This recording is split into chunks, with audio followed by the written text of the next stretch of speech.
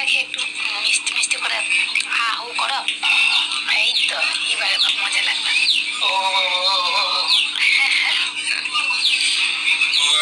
শীতকাল দিনে খালি গায়ে খেতে বসো কেন? কামড়ে দিচ্ছে তোমার,